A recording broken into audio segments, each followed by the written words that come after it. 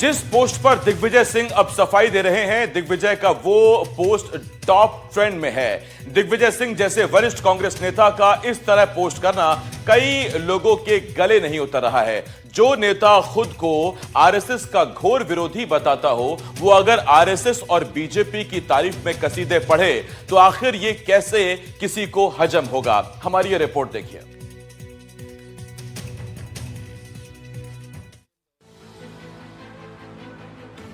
अपने बयानों से हमेशा सुर्खियों में रहने वाले एमपी के पूर्व सीएम दिग्विजय सिंह एक बार फिर से चर्चा में हैं। इस बार चर्चा का विषय बना है उनका सोशल मीडिया पर किया गया पोस्ट। दरअसल दिग्विजय सिंह ने बीजेपी के पितामह लाल कृष्ण आडवाणी के साथ पीएम मोदी की एक पुरानी तस्वीर शेयर की, जिसमें दिग्विजय ने लिखा, आरएसएस का जमीनी स्वयंसेवक और बीजेपी का जमीनी कार्यकर्ता नेताओं के चरणों में फर्श पर बैठकर सीएम और पीएम बना। ये संगठन की शक्ति है, जय सिया राम। उन्होंने इस पोस्ट को राहुल गांधी, प्रियंका गांधी, मल्लिकार्जुन खड़गे के साथ साथ पीएम मोदी को भी टैग किया है, जिससे राजनीतिक गलियारों में पारा गर्म हो गया। इस पोस्ट की टाइमिंग को लेकर भी सवाल खड़े हो रहे हैं। दरअसल ये पोस्ट उस वक्त की गई जब सीडब्ल्यूसी की बैठक चल रही थी और कांग्रेस के वरिष्ठ नेता दिग्विजय सिंह खुद इस बैठक में मौजूद थे। दिग्विजय सिंह ने साफ तौर पर राहुल गांधी को पोस्ट के जरिए नसीहत दी है। अब दिग्विजय सिंह की ये पोस्ट भले ही कांग्रेस को नहीं भा रही हो, लेकिन बीजेपी ने इसे हाथों हाथ लिया है। कल तक दिग्विजय सिंह के खिलाफ कसीदे गढ़ने वाले आज उन्हीं के पोस्ट पर वाहवाही लूटने में जुट गए हैं। तो कहीं न कहीं दिग्विजय सिंह जी को भी अब वो बहुत वरिष्ठ हो गए हैं, राजनीति को उन्होंने देखा है, तो इस रूप में जाके हो सकता है उन्हें इस बात का एहसास हो रहा हो, क्योंकि हमारे श्री नरेंद्र मोदी जी गुदड़ी के लाल हैं और उनका नेतृत्व जवाहर के लाल जी से है। तो वो अप साइड डाउन है, इसलिए अपनी पार्टी को अप साइड डाउन लेके आए हैं। हमारे नरेंद्र मोदी जी गुदड़ी के लाल हैं, वो बॉटम से अप उठे हैं, तो पार्टी को भी बॉटम से अप करके ऊपर तक ले जा रहे हैं। देश में तो राहुल गांधी लोकतंत्र का ढिंढोरा पीटते हैं, पर खुद के संगठन में कितना लोकतंत्र है और कितना डिसेंट्रलाइजेशन है वो सबको पता है। यही तो अंतर है कि कांग्रेस पार्टी परिवार आधारित पार्टी है और बीजेपी कार्यकर्ता आधारित पार्टी है। एक तरफ बीजेपी के नेता दिग्विजय सिंह का उदाहरण देकर नेता प्रतिपक्ष राहुल गांधी पर निशाना साध रहे हैं, तो वहीं अपनी ये पोस्ट से मचे सियासी घमासान पर दिग्विजय सिंह ने कहा कि जो मुझे कहना था वो मैंने मीटिंग में कह दिया। मैं आरएसएस और मोदी का घोर विरोधी हूँ। संगठन की तारीफ की है और मैं आरएसएस का और मोदी जी का, उनकी नीतियों का घोर विरोधी था, हूँ और रहूंगा। बहरहाल सबसे अहम बात ये है कि ये पोस्ट ऐसे समय पर किया गया जब कांग्रेस कार्य समिति की बैठक चल रही थी और दिग्विजय सिंह खुद भी इस बैठक में मौजूद थे। ऐसे में पोस्ट की टाइमिंग और इसके पीछे के संदेश को लेकर कांग्रेस के भीतर और बाहर दोनों तरफ चर्चाएं तेज हो गई हैं। आखिर दिग्विजय सिंह बगावती तेवर क्यों दिखा रहे हैं? क्या कांग्रेस में सब कुछ ठीक नहीं चल रहा? एनडीटीवी के लिए भोपाल से आकाश द्विवेदी की रिपोर्ट। मध्य प्रदेश कांग्रेस में चल रही गुटबाजी और अंदरूनी लड़ाई अब बाहर आ गई है। मध्य प्रदेश कांग्रेस मीडिया विभाग के अध्यक्ष मुकेश नायक ने प्रदेश अध्यक्ष जीतू पटवारी को अपना इस्तीफा भेज दिया। हालांकि संगठन ने इस्तीफा नामंजूर कर दिया है। मुकेश नायक के इस्तीफे को लेकर कांग्रेस बचाव की मुद्रा में है, तो वहीं विरोधी पार्टी बीजेपी का कहना है कि कांग्रेस में सब कुछ ठीक नहीं चल रहा। यह रिपोर्ट देखिए। कांग्रेस की राष्ट्रीय राजनीति में कांग्रेस के वरिष्ठ नेता दिग्विजय सिंह की पोस्ट के बाद बचा सियासी बवाल अभी थमा भी नहीं कि एमपी कांग्रेस में भी घमासान मच गया। दरअसल एमपी कांग्रेस मीडिया विभाग के अध्यक्ष मुकेश नायक ने प्रदेश अध्यक्ष जीतू पटवारी को इस्तीफा भेज दिया। मुकेश नायक ने जीतू पटवारी को लिखे इस्तीफे में लिखा, कल प्रबंध समिति की बैठक में मैंने आह्वान किया था कि पुराने लोगों को नए लोगों के लिए जगह खाली करना चाहिए।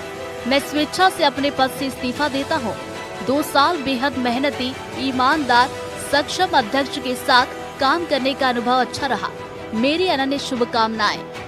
हालांकि मध्य प्रदेश कांग्रेस के संगठन प्रभारी महामंत्री डॉक्टर संजय कामले ने संगठन की ओर से जारी किए गए पत्र में नायक का इस्तीफा नामंजूर कर दिया। पत्र में संजय कामले ने लिखा, मध्य प्रदेश कांग्रेस अध्यक्ष जीतू पटवारी के निर्देशानुसार आपके द्वारा मीडिया विभाग अध्यक्ष पद से दिए गए त्याग पत्र को अस्वीकार किया जाता है।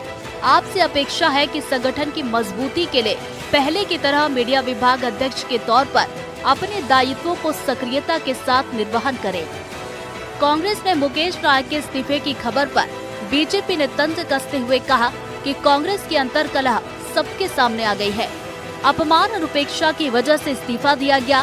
कांग्रेस में केवल चाटुकारों के लिए जगह है। कांग्रेस मीडिया विभाग के अध्यक्ष मुकेश नायक के इस्तीफे के साथ कांग्रेस की अंतर्कलह सिर्फ फुटबॉल सामने आ गया है। कांग्रेस पार्टी में वरिष्ठ नेताओं को अपमानित करने की, उपेक्षित करने की परंपरा है। इसी अपमान और उपेक्षा की वजह से मुकेश नायक जैसे वरिष्ठ नेता को इस्तीफा देना पड़ा। कांग्रेस पार्टी में केवल और केवल चाटुकारों के लिए जगह है। कांग्रेस पार्टी में अच्छे नेताओं को काम करने के लिए जगह नहीं मिलती है। मुकेश नायक को जिस तरह से इस्तीफा देना पड़ा, ये कांग्रेस की स्थिति और सिर्फ फुटबॉल को सार्वजनिक कर रहा है। दरअसल कांग्रेस पार्टी मध्य प्रदेश में टैलेंट हंट के जरिए नए प्रवक्ता और कार्यकर्ताओं का चयन करने जा रही है। इसके लिए जीतू पटवारी के निर्देश पर मीडिया विभाग के टैलेंट हंट कार्यक्रम के लिए 13 सदस्यीय समिति का गठन किया था। टैलेंट हंट कार्यक्रम के संचालन के लिए प्रदेश के जिलों को क्लस्टर में विभाजित करते हुए क्लस्टर प्रभारी भी नियुक्त किए गए हैं। इसका पत्र 23 दिसंबर को जारी किया गया था। पत्र में टैलेंट हंट के लिए वरिष्ठ नेताओं को जिम्मेदारी सौंपने के साथ साथ मीडिया विभाग के कामकाज और प्रक्रिया अपनाने की बात भी कही गई। लेकिन इस आदेश को 26 दिसंबर को कांग्रेस के कम्युनिकेशन इंचार्ज अभय तिवारी ने निरस्त कर दिया। आदेश रद्द होने के बाद पार्टी के भीतर असंतोष और बढ़ गया और बाद में मुकेश नायक ने जीतू पटवारी को इस्तीफा भेज दिया। हालांकि इस्तीफा नामंजूर कर दिया गया। एनडीटीवी के लिए भोपाल से आकाश द्विवेदी की रिपोर्ट। एसआईआर को लेकर एमपी में बड़ा सियासी बवाल मचा है। कांग्रेस नेताओं ने कहा कि हमारी चुनाव आयोग से मांग है कि साल 2023 में हुए विधानसभा चुनाव को रद्द किया जाए। अगर इलेक्शन कमीशन हमारी मांग पर ध्यान नहीं देता है तो फिर वो कोर्ट की शरण लेंगे। तो वही कांग्रेस के बयान पर बीजेपी ने पलटवार किया। यह रिपोर्ट देखिए।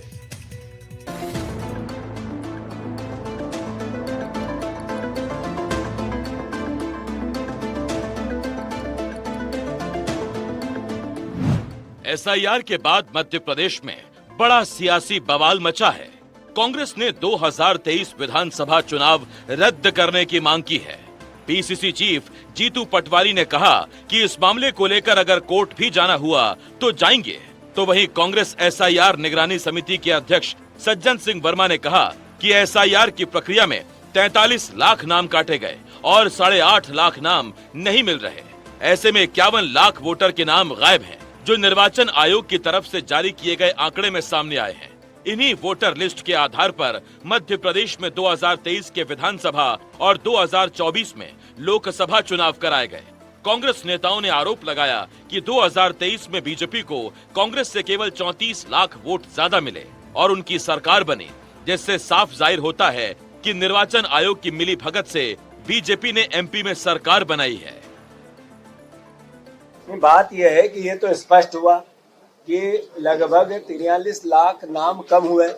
एकदम स्पष्ट है 8 लाख नाम जांच के घेरे में हैं, जिसके सबूत मांगे जाएंगे। तो ऐसे में 50 लाख 51 लाख नाम कम होना और हम 30 लाख 31 लाख वोट से हमारा चुनाव हारना, यानी फिर भी 20 लाख वोट का डिफरेंसेस है लगभग। तो इसका मतलब क्या है? इसका मतलब स्पष्ट हुआ कि जो राहुल गांधी जी ने पहले दिन आवाज उठाई थी कि मध्य प्रदेश का चुनाव जनता आवाज दे रही थी, मीडिया भी अपने तंत्र बता रही थी, जितने राजनीतिक डॉक्टर वो भी कह रहे थे कांग्रेस जीतेगी, और चुनाव विपरीत परिणाम आए। यानी जांच के घेरे में तो है। पार्टी सोच समझ के निर्णय लेके कोर्ट जाना होगा तो जाएगी। तो चुनाव आयोग से हम मांग करते हैं कि ये जो चुनाव हुआ है 2023 विधानसभा का, जिसमें 32 लाख वोट से कांग्रेस हारी, इस चुनाव को रद्द करना चाहिए। निर्वाचन आयोग ने संज्ञान लेना चाहिए। खुद आप स्वीकार कर रहे हो कि 51.5 लाख वोट हटे हैं और 32 लाख से कांग्रेस हारी है। निर्वाचन आयोग को संज्ञान लेना पड़ेगा।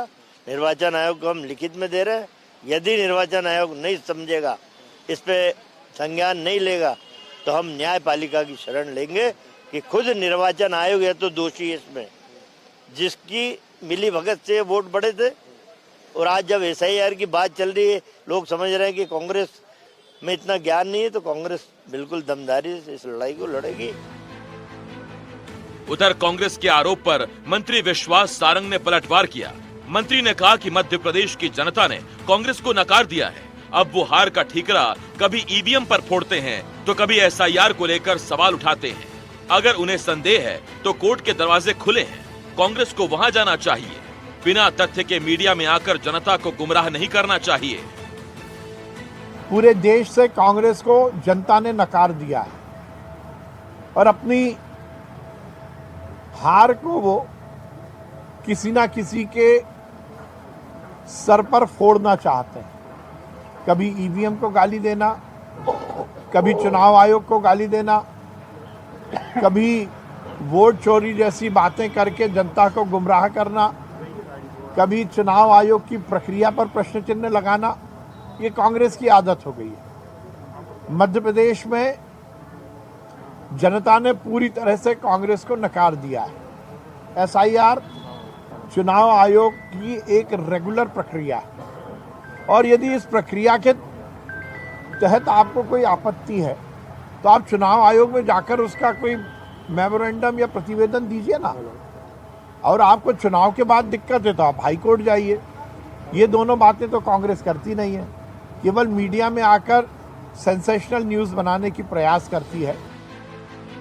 एक तरफ कांग्रेस प्रदेश अध्यक्ष जीतू पटवारी और बाकी के कांग्रेस नेता साल 2023 में हुए विधानसभा चुनाव को इलेक्शन कमीशन से रद्द करने की मांग कर रहे हैं और मांग पूरी नहीं होने पर कोर्ट में जाने की बात कह रहे हैं, तो वहीं बीजेपी कांग्रेस के बयानों को हार की हताशा बता रही है। ऐसे में SIR में नाम कटने को लेकर MP का सियासी पारा चढ़ा हुआ है और नौबत कोर्ट तक जाने की आ गई है।